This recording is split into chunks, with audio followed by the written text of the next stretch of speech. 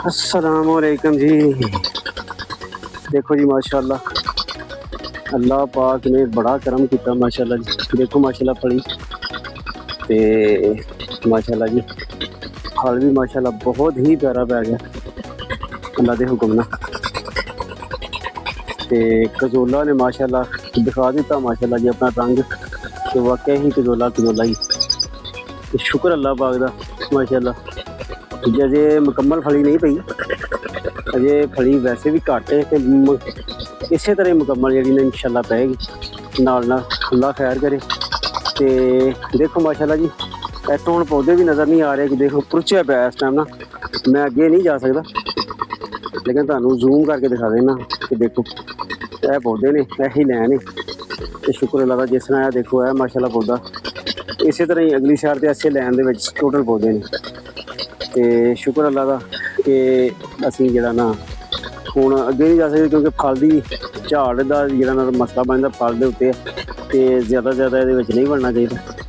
तो इस वजह तो जी अल्लाह के हुक्म नाल जरा जी असी इत्थों ही क्लोज कर रहे। माशाल्लाह सोहना माशाल्लाह बहुत ही सोहना माशाल्लाह ते अच्छा फल पै गया माशाल्लाह जी।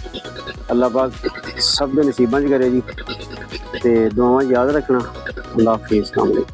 हाँ जी अस्सलामुअलैकुम जी, की हाल है? ठीक ठाक हो? लो जी हुण असी जा रहे हैं जी घर, नाले असी क्या कि उत्थों लै लईए कोई खाद वगैरह रस्ते चों ते नाले की कहंदे ने पोटाश वगैरह लैनी है, कोई चीज़ां लैनियां ने तो वो लैने आ। मैं नाल नाल व्लॉग बना लिए ते अल्लाह खैर करे माशाल्लाह। देखो सोहना लग रहा ना, इनू कहंदे जे देसी अपना लाइफ और व्लॉग चेक करो माशाल्लाह मज़ा आ रहा होना वैसे।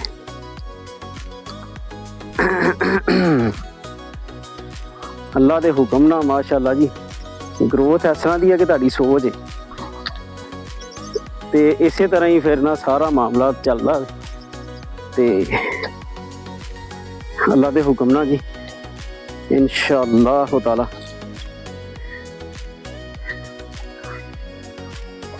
अल्लाहु अकबर।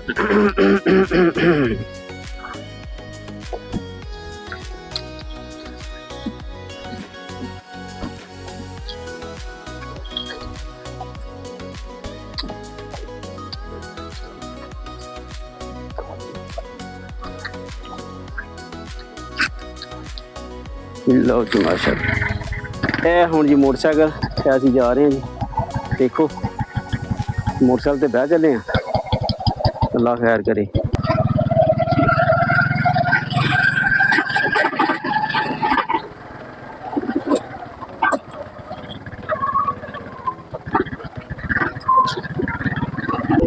लो जी माशाल्लाह जी असी यार देखो है सामने पिंड है, सामने निगाह जा कस्बा यानी कि अड्डा इत्थे आ गए हैं। अल्लाह खैर करे जी। इतों असी लैनियां ने चीज़ां कोई पोटाश ते कोई असी लैनी खाद की बोरी जी असी गंदम नूं आखिरी पानी है मेरा ख्याल सब कनैन पानी है मेरा ख्याल। देखते हैं कि सानू रिकमेंड करता है उहदे हिसाब नाल फिर असी लैके जावांगे तो फिर पावांगे इंशाअल्लाह अल्लाह के हुक्म नाल जी। ते इहदे नाल ही एक है साडा पिंड है जी माशाल्लाह छोटियां छोटियां सामने ते असी बस जी अपने इत्थों सानू पानी लगता नाल नाल चल रहा है पानी खाली है इस टाइम ये असी कढ़ाया है यानी कि इसकी पल सफाई हो चुकी है। देखो तो वो मुताबिक असी इंशाअल्लाह फिर जे इतने पानी आएगा तो फिर तुहानू भी दसांगे। लो जी वीरो ते भैया जी सारे मामला इस तरह ही ने इंशाअल्लाह असी आ गए हूँ। ये देख लो अल्लाह खैर की इंशाअल्लाह असी यह व्लॉग इसे तो तुहानू दिखाया कि कितनी खेचल करता किसान और उस हिसाब नाल उहनूं जिहड़ी ना उजरत नहीं मिलती यह मामला होंदा।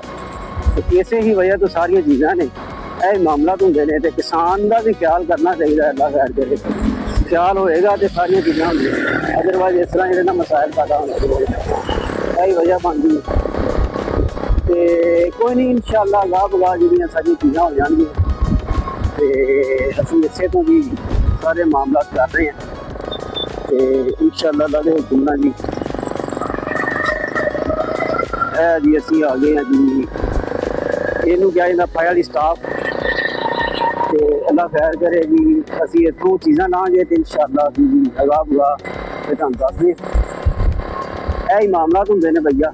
ਔਰ ਕਿਸਾਨ ਬੰਦਾ ਜਿਹੜਾ ਨਾ ਇਸੇ ਤਰ੍ਹਾਂ ਹੀ ਦੌੜ ਭੱਜ ਤੇ ਲੱਗਾ ਹੁੰਦਾ। ਤੇ ਹੁਣ ਵੀ ਕਦੀ ਇਹਦੇ ਤੋਂ ਮਾਸ਼ਾਅੱਲਾ ਬੈਂਗਣ ਸਾਰੇ ਬੜਾ ਗਰਜ ਹੋ ਗਏ। ਜਿਹੜਾ ਰੇਟ ਆਇਆ ਉਹਦੇ ਰੇਟ ਦੇ ਮੁਤਾਬਕ ਬੈਂਗਣ ਸਾਰੇ ਹੀ ਖਰਾਬ।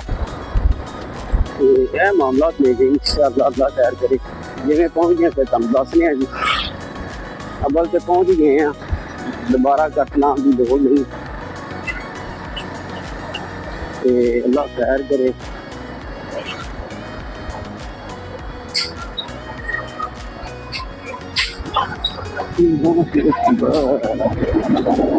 ਲਓ ਜੀ ਆ ਗਏ ਅਸੀਂ ਤੇ ਹੁਣ ਅਸੀਂ ਜੀ ਉਹ ਸਾਹਮਣੇ ਦੁਕਾਨ ਆ ਗਈ, ਉਸ ਦੁਕਾਨ ਤੇ ਅਸੀਂ ਰੁਕਾਂਗੇ।